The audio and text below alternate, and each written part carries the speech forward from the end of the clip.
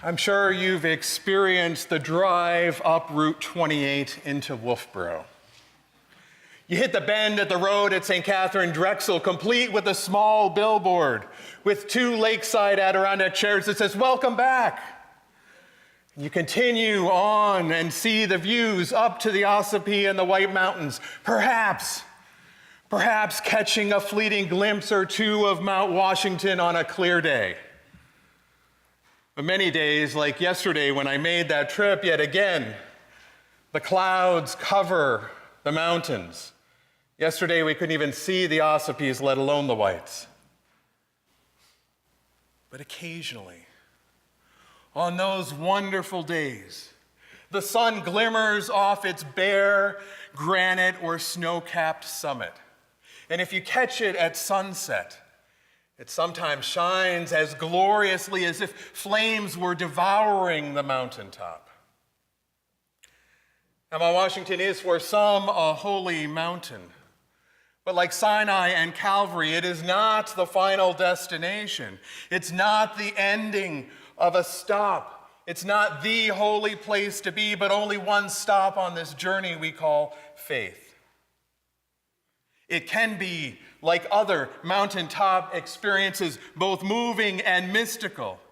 It can be life-changing because mystery and the divine presence are pervasive. Mystery and divine presence are pervasive. We may not fully comprehend these experiences. We may even get lost on our way down, but God finds us. And God invites us. God transforms us and tells us to listen to Jesus, who in all of our fears and uncertainties says simple words: do not be afraid. Do not be afraid, beloveds. Relish those glorious mountaintops, full of mystery and feeling the presence of the divine. But what goes up must come down. And so when you find yourself in an ordinary day, going through the motions, stuck in the muddiness of uncertainty, wandering in the wilderness valleys, know that Jesus is with you. Jesus walks with you, no matter how dirty and dust-covered you get with the ashes of our everyday lives. Our reality is, as much as we love those mountaintop experiences, that we can no more plan those holy moments with God, than we can stay there and experience them forever. It's important to remember that God's role is to invite and ours is to respond. And we do that after these holy moments with our faces bowed to the ground. We enter the season of Lent Wednesday. Lent is that walk of faith between mountaintop experiences, from the Transfiguration Mountain today to the resurrection on Easter Sunday. A time in the valley filled with moments of blessing and boredom, moments of fear and fun, hope and hopelessness. But no matter what happens between those mountaintops, no matter how deep or dark those valleys might be, Jesus is there. Jesus is there as he always promises to be, reaching out to us, raising up you and I to new life again and again. And in that new life, in all of your tomorrows, you are forgiven and given a fresh start. Whether it feels like a mountaintop experience or a mundane morning, you are loved and transformed each and every day by water and the Word. And by turning from sin and complacency, we receive bread and wine, food for our journey, so that whether you are in the valley or whether you are up or down that mountain, you will be transformed and transfigured to see and to hear Jesus revealed as God's beloved Son. echoing the words of Jesus' baptism so that we can live into our own baptisms. For years, I traveled to Switzerland on business. Some of the most beautiful mountains in the world are in Switzerland. I went to work with hotel schools, which Switzerland is famous for, that had articulation agreements with our university. And one November trip, I was scheduled to visit a new school located high up into the Alps in a small ski village. I had rented a car that week because I was from one end of Switzerland to the other, and so I drove, as Americans tend to do. I drove up to that small ski town in weather like the last few days that we've had here in Wolfboro. And as the fog thickened and the winds picked up, I regretted not having taken the train. And then in a flash of a moment, I realized that this was no longer fog. I had gone so high up the mountain that I was now in the clouds. Clouds that enveloped the steep, winding roads that included several hairpin turns. I got to what had been a glorious, grand old hotel, now converted into a professional school. I had a productive meeting, and at one point, the director and the academic dean said, "Before we go to lunch, we want to apologize for the weather, but let's go for a little walk." And so we walked into what had been the glorious ballroom of this grand hotel. And we walked over to floor-to-ceiling ancient French doors. And we cautiously opened the doors and stepped out onto a terrace that clung to the edge of a cliff. And all I saw was fog and mist. The academic dean tapped me on the shoulder, and I turned, and he held a panoramic photo. As I looked out into the abyss, I looked over at this beautiful panoramic photo. It was one of the most beautiful vistas I had almost seen. Apologizing for the weather, we went on into their fine dining, student-run restaurant.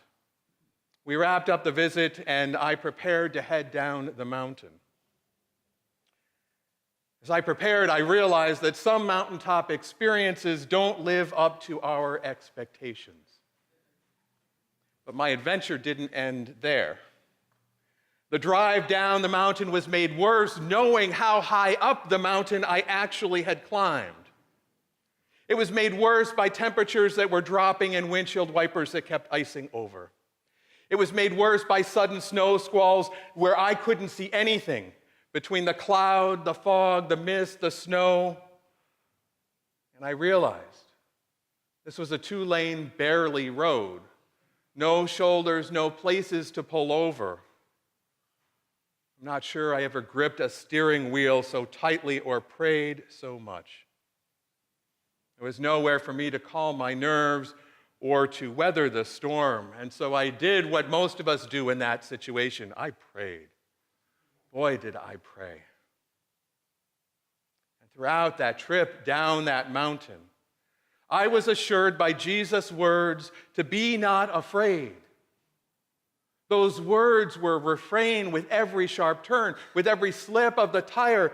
I kept receiving those words, be not afraid, over and over again.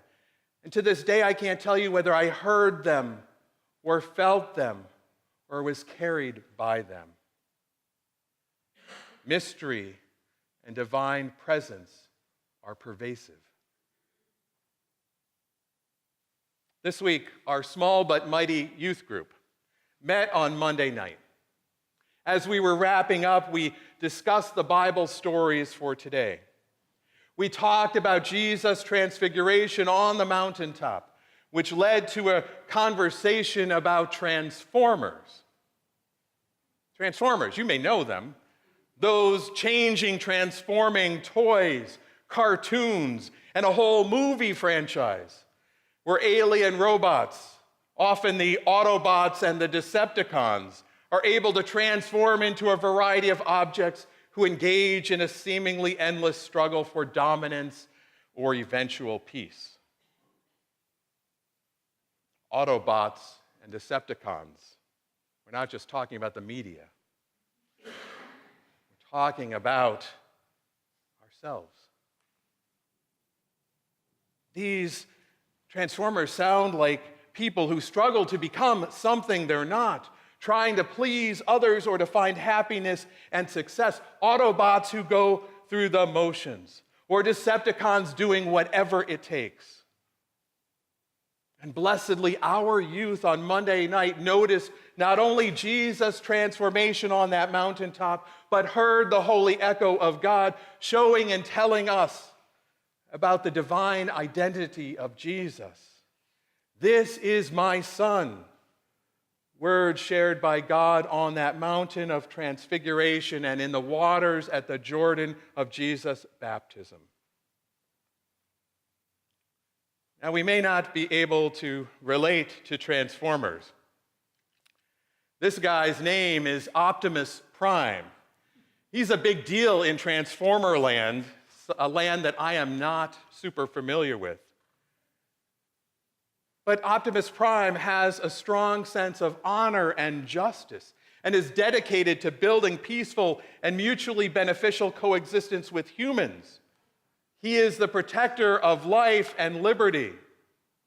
Optimus Prime transforms from a robot into a rockin' blue and red truck. How ironic in this world where blue and red is separated by aisles and walls of division, that this transformer is not purple, but blue and red. Okay, maybe you've learned way too much, more than you ever wanted to know about Transformers. But ask your kids, or your grandkids, or the neighbor next door about them. They'll fill you in. But our kids on Monday night got the transformative link between mountaintop and baptismal waters, where Jesus' transformative identity is shared by God. We know directly from God who Jesus is. And in the midst of the mystery on that mountain, Jesus tells us not to be afraid and to tell no one as we come down that mountain until the Son of Man has been raised from the dead, foreshadowing his own death and resurrection. We come down with the disciples into the valley of Lent until the next mountaintop experience at Easter. We come down knowing who Jesus is, reminded of his and our own baptism. In those waters, we're transfigured.